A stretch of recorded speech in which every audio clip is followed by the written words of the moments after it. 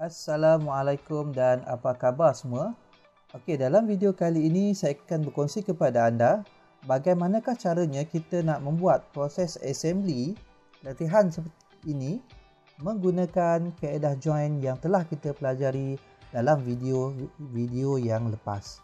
Okey, di mana untuk kita menggunakan latihan ini anda boleh follow step yang saya berikan dalam video ini dengan download file-file part yang disediakan dalam link di bahagian info di bawah.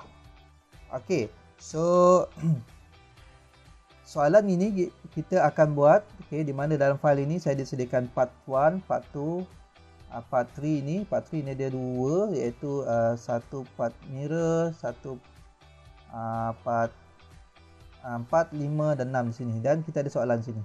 Okey, ini soalan dia.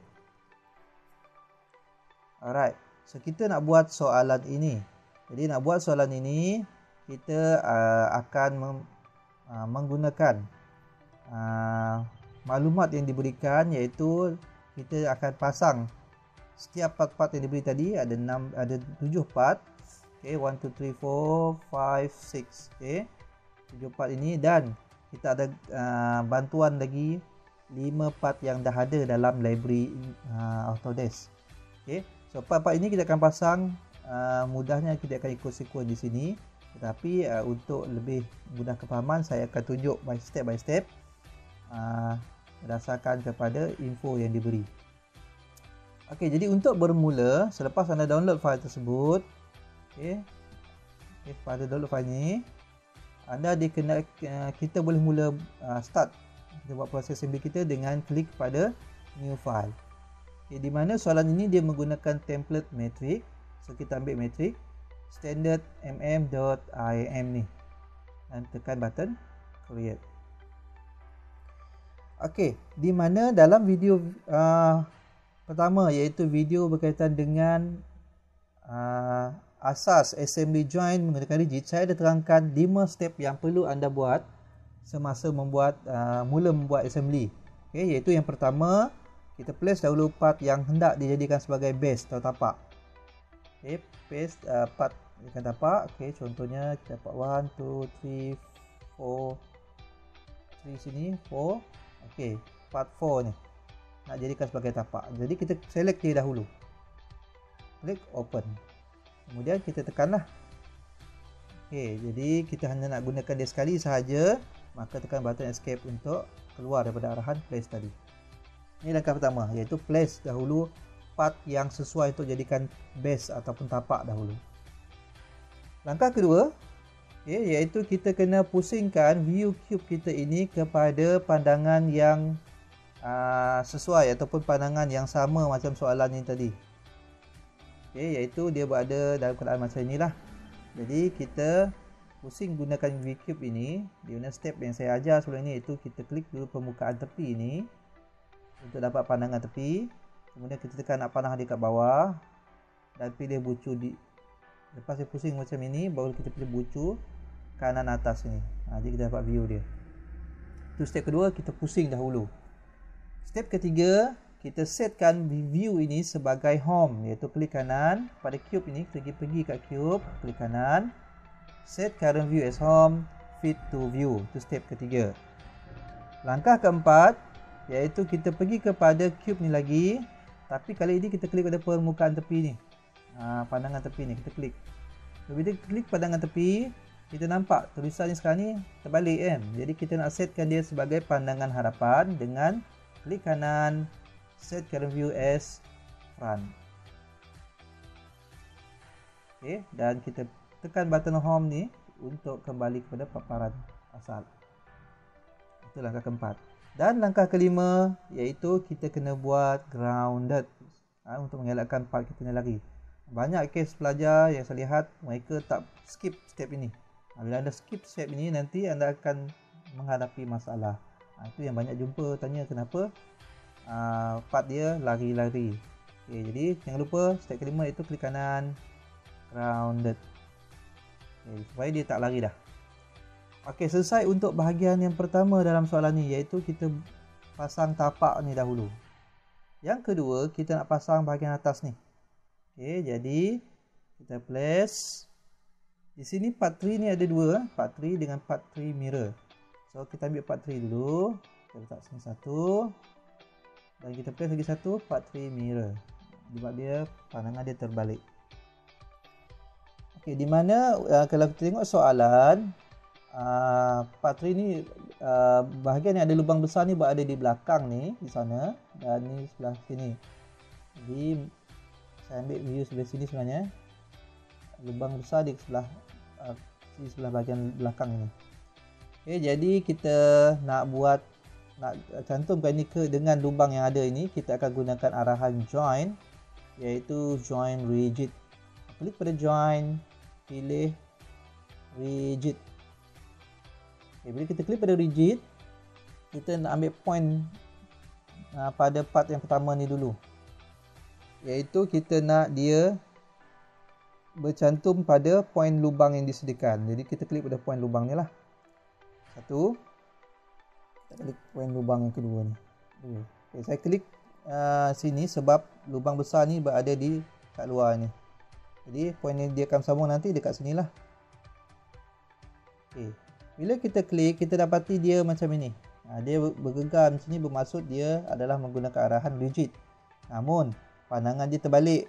So bila terbalik, seperti video sebelum ini saya terangkan, kita kena tekan button flip, tukar arah. Bila tukar arah, kita dapati masih lagi arahnya tidak sesuai, dia terbalik, sepatutnya ke sana. Kita gunakan pula button yang seterusnya, iaitu dipanggil invert alignment ni, untuk tukar arah. Okey, jadi tekan OK untuk confirm. Okay, jadi part ini dah tak boleh digerakkan dah sebab dia dipasang secara rigid. Okay, next kita join lagi sekali, rigid, dan kita nak cantum pula part 3 mirror ini, point ini, sebab ini ada lubang besar pada kat sini, jadi saya ambil point ni lah, tu, dan sini satu. Sama macam tadi, dia terbalik, kita tekan flip component, dan ok, nampaknya dah ok dah, tak perlu tekan invert element ni, just ok. Jadi kes anda mungkin berbeza dengan saya, maka anda tengok kesesuaian. Ok, selesai untuk bahagian yang bawah. Jadi bahagian bawah ni kita dah selesai. Ok, di atas bahagian bawah ni kita ada part nombor 5 ni, iaitu part 2, dan juga kita ada nombor 3 ini. Nombor 3 ni adalah part 5. Jadi part 2 dengan part 5. Jadi kita place part kita. Kalau tak nampak, kita kena last icon lah. Kita nak letak part 2 dengan part 5. Part 5 part 2 dengan part 5. Saya klik dulu part 2. Yang saya pilih lagi satu, part 5. Di sini satu. Okey, kita tengok di sini part 5 kita ini lubangnya kecil di sini. Jadi kita nak joinkan dia dengan lubang kecil ni, hubungan dia. Dan yang ni lubangnya besar ini kita nak joinkan dengan lubang besar ini. Jadi caranya, sebabkan benda ini nanti dia boleh berpusing, dia bukan melekat seperti ini, dia boleh berpusing, maka kita gunakan join yang kedua, dipanggil sebagai rotational. Okay, rotational. Okay, klik pada rotational, kita ambil point pertama di sini dan kita klik pada sini. Alright, jadi dia dah settle kat situ. Okay, kalau kita nak ulang balik step yang sama, kita tak perlu tekan OK, kita tekan apply dulu dan kita ulangi langkah join rotational kita tadi ni pada part ini pula. Okay, yang ini sesuai sinilah. Okay, saya rasa saya kena cancel dulu, sebabnya saya kena alih ni dulu. Dia kacau, dia tak nampak ni, dekat list sekejap.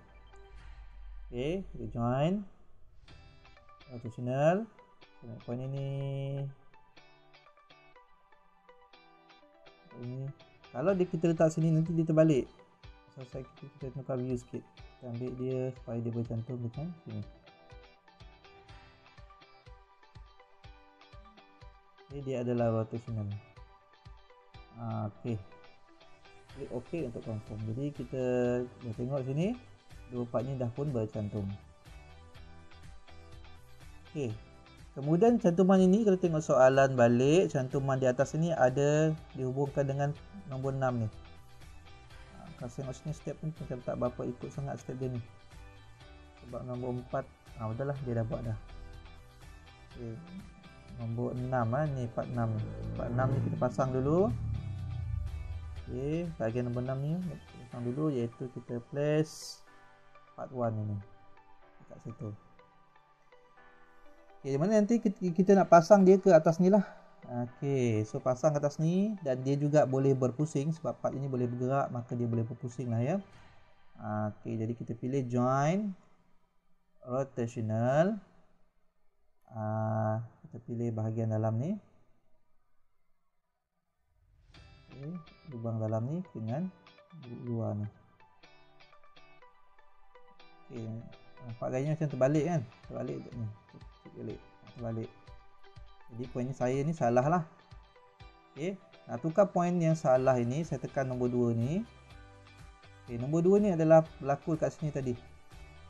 Nombor 1 berlaku dekat, nombor 1 ni poin yang berlaku dekat atas ni.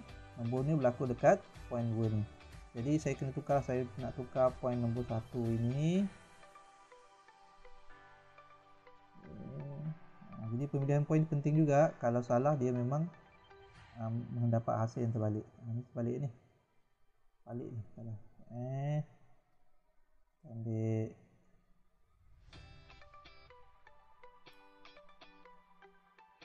Ataupun kalau kata anda nak elak daripada confuse, senangnya kita pusing dulu part ni. Gunakan free rotate. Kalau nak elak anda confuse lah kita nak dia pusing macam ni lah nanti.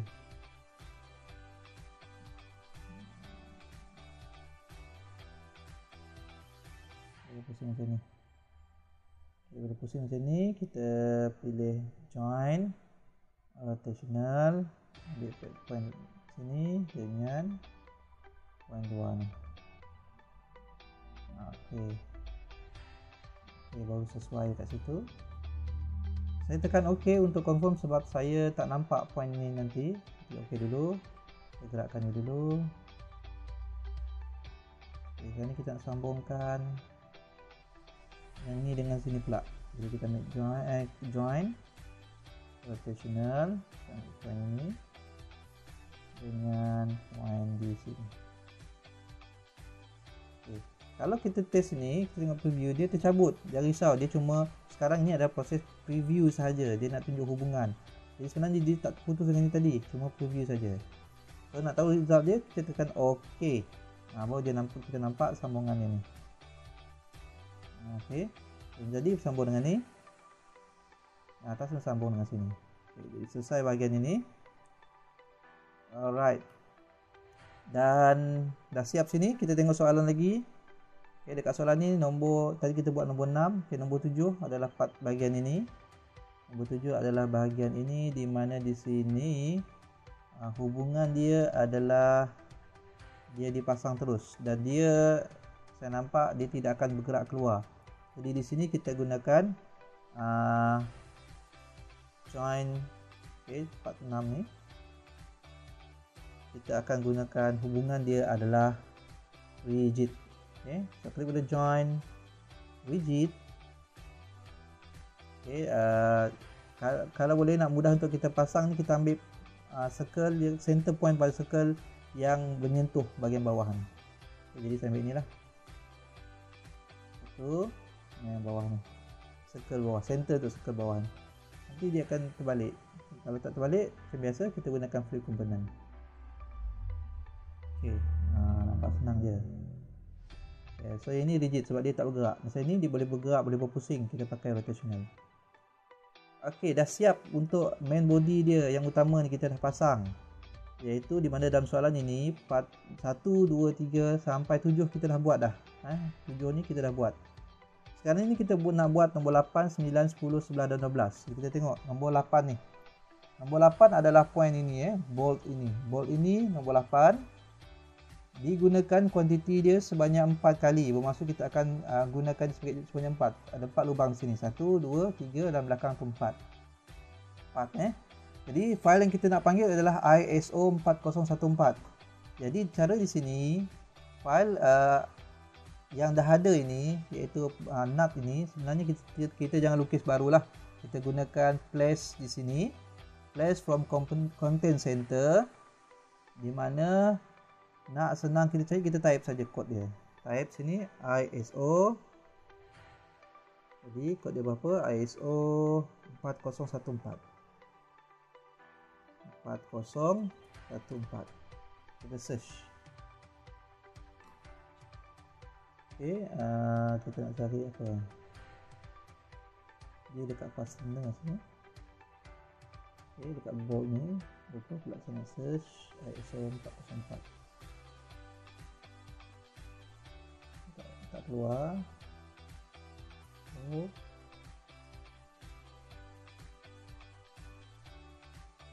ISO. Okay, saya rasa lebih ISO 4015 ada ni. Search ni tak keluar pula. Okay, faktor family ni. Saya kena masuk secara detail lah kat sini. Okay, disebabkan detail ini adalah bolt ataupun dikategori sebagai fastener. Okay, fastener bolt. Dia kita kena tahu kepala dia adalah hex ni, dari hex. Maksudnya kalau type kat bolt ni pun boleh cari tak? Tak keluar dia punya result. Normalnya memang dia keluar ni. Saya tak tahu kenapa yang ni dia tak keluar. Okay, tak apa. So saya tunjuk teruslah direct kat sini, iaitu penggunaan kita pergi kat bolt tadi. Kepala dia dalam bentuk dibezakan dengan jenis kepala dia sini. So dia punya kepala menggunakan hex ini. Kita cari ISO 4014. Tahu kenapa ISO dia tak searching, dia tak nak search. Saya tengok secara manual ni. Okay, version sebelum ni tak ada masalah, saya boleh search je. Ni tak tahu kenapa untuk version 2021 ni. Okay, so kita klik pada ISO 4014 ni. Sebabkan soalannya kata ISO 4014. Jadi kita klik ISO 404, klik, double klik kat dia. Okay, kita akan nampak dia dalam keadaan mode ready untuk kita letak. Okay, letak dulu kat mana-mana. Klik. Bila kita klik, dia akan paparkan option untuk kita pilih jenis fastener yang kita pilih, iaitu yang ni, jenis ni kita kena tengok info di sini. Dia tunjuk M5 darab 25. Okay, kita cari M5 darab dengan 25. M5 darab dengan 25. Okay, M5 25. Jadi inilah yang kita akan pilih dan klik OK saja. Okay, kita perlukan 4 tadi, jadi klik 4 kali. 1, 2, 3, 4. Okey, dah kita letak 4 ni, kita buat join pula. Okey, di mana hubungan ini dengan kawasan ini nanti kita nak dia bercantum terus, maka kita pilih rigid. Saya klik pilih rigid. Pilih make sure kita pilih kawasan silinder tapi dia highlight point yang hujung ni. Jangan ambil tengah ni atau sini, ambil hujung ni. Supaya dia bercantum dengan permukaan atas ni. Jadi dia rigid. Okey. So case seperti ni kita nak buat sepanjang 4. So kita tekan apply je lah, jangan tekan OK, tekan apply. Supaya kita tak perlu nak pergi lagi tekan join, repeat balik step tu, jauh lah. Okay, jadi kita ulangi langkah yang sama. Kita ambil point ini, letak sini, apply. Pusing sikit kita punya view. Ambil point ini dengan point ini. Okey, ni case ni terbalik. Tukarlah flip component. Apply. Ini pula dengan ni terbalik juga. So ambil flip component di sini. Okey, so settle untuk 4 bahagian.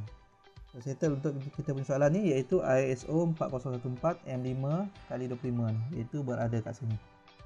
Next kita tengok pula nombor 9, 889 kan. 9 ini adalah ISO 4015. Digunakan sebanyak satu sahaja. Jadi kita pergi dekat place from content center lagi. Kita cari dalam kategori yang sama, iaitu hex head ni, iaitu ISO 4015 ni. Okay, klik kat dia. Okay, kita letak. Okay, letak sini. Dan kita tengok apakah detail yang ada. So, soalannya beritahu ISO 405 ni digunakan M8 darab 30. Jadi kita cari M8 30. Okey. Itulah M8 30. Okey, klik OK. Dan sebabkan kita guna sekali je, kita letak satu kali je lah. Tekan escape untuk keluar arahan. Okey, di mana di sini dia akan dipasangkan di kawasan ini. Jadi kita ambil join rigid. Kita ambil poinnya lah. Ni dengan sini. Alright. Settle untuk bahagian yang ke-9. Okey, bahagian ke-9 ni. Kita tengok yang ke-10. Yang ke-10 ini tunjuk yang atas ni, poin lubang di atas ini, iaitu dia menggunakan ISO 1479. Masih lagi headset ni. 1479. So, kita cari. Okay, kita nak pasang atas ni. Place from control center. 47, lupa pula saya. 1479. Kita cari 14 ISO 1479. Dia ISO ni. Dia ada ISO 1479. Senang kalau kita search kat atas ni. Saya tak tahu kenapa dia tak keluar. Macam tak ada je. ISO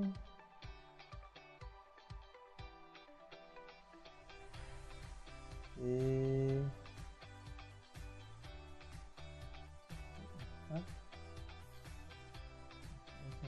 1479.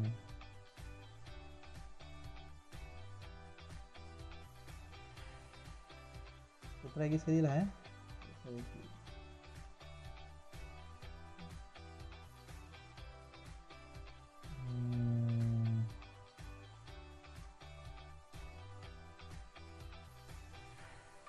Satu 1479.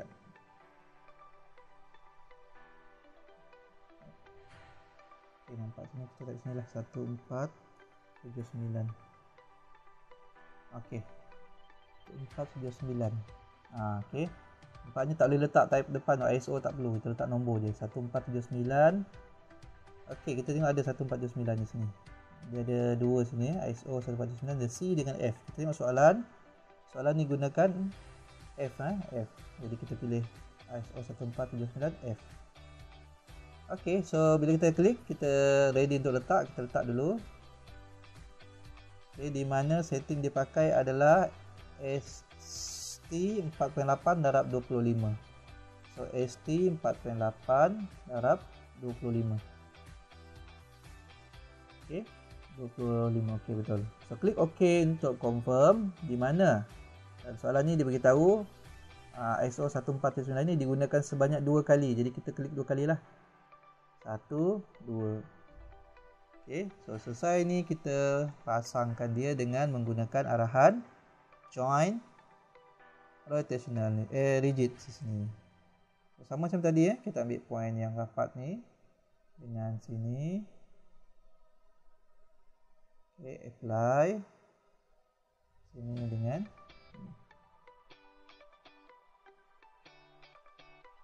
macam line point ni. Okey, saya sekejap, ulang balik. Tak kena. Okey, salah point saya klik tadi Bila salah point klik, memang dia akan jadi result sini lah. Okey, boleh jadi. Yang ini nampaknya salah. So kalau salah, jangan risau. Apa yang perlu kita buat, kita klik dekat part ini, kita tengok dia highlight kat mana. Dekat model browser ni dia highlight kat sini. Tekan simbol tambah depannya, kita delete. Kita delete. Nak edit pun boleh, tapi saya tak nak anda confuse. Mudahnya saya delete lah. Delete. Okey, dan tarik keluar lah. Keluar balik. Kita ulang ni balik langkahnya, iaitu rigid. Tadi saya klik macam ni, macam salah. Kita ambil silinder ini, kemudian kita klik ni. Okey, so settle lah untuk bahagian nombor 10 ni. Okay, kemudian nombor 11. Nombor 11 ialah ISO 4014. 4014. Setting lagi sikit. Ini tadi M5, ini M4. Jadi kita kena panggil 11 ni berada dekat sini tadi. So kita place from content center lagi 4014 ISO. Okey, ISO 4014 ni. Okey, kita nak pakai sekali saja, jadi kita letak dulu. Di mana dia gunakan soalan ni ditunjuk, kita gunakan 404 M4x25. Di M4 di sinilah, 425. Klik OK dan kita letak. Kemudian barulah kita pasang macam tadi jugalah, gunakan rigid. Okey, kita pasangkan dia di sini. Alright, so hampir selesai. So last sekali kita perlu buat bahagian nombor 12. Ni bahagian nombor 12, iaitu kita nak letak kita punya nut kat sini. So dia beritahu ada 5 nut yang kita pasang, iaitu 4 kat bawah dan 1 kat atas ni. Jadi kita yang kita buat ialah kita panggil dulu ISO 8675 ni. Okay, place from content center 8675, search. Digunakan ISO. Okay, ISO 8675. Letak.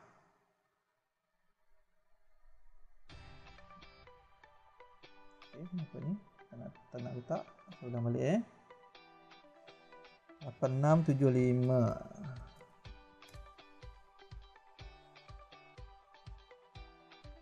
Okay. So bila saya klik, kita akan dipaparkan dengan setting untuk ISO 8675 ni. 8675 iaitu dia digunakan sebenarnya 5 kali dan dengan spek dia adalah M8x1. Jadi kita cari M8x1. Okey. Yang defaultnya lah M8x1. Kita klik OK dan kita nak gunakan sebanyak 5. Alright, tekan escape untuk keluar arahan. So kita nak pasang dia dekat mana? Kita nak pasang dia dekat soalan ni tunjuk. Kita pasang dia 4 kat bawah ini, 1 lagi kat atas. Jadi kita just perlu join, ambil rigid, kita ambil circle yang bercantum. Okay, apply. Kita pusing kat bawah sebab kita nak tengok daripada bawah. Ambil sini dan sini. Apply. Ulangi je langkah yang sama. So ni dia terbalik. Jangan lupa kalau terbalik tekan flip component. Lagi. Ini flip component. Apply. Okey, kalau terbalik tu memang paksalah tekan flip component kan. Kadang-kadang dia terus ke dipasangan. Okey, okey. Jadi siaplah untuk assembly bagi part ini. Okey. Alright.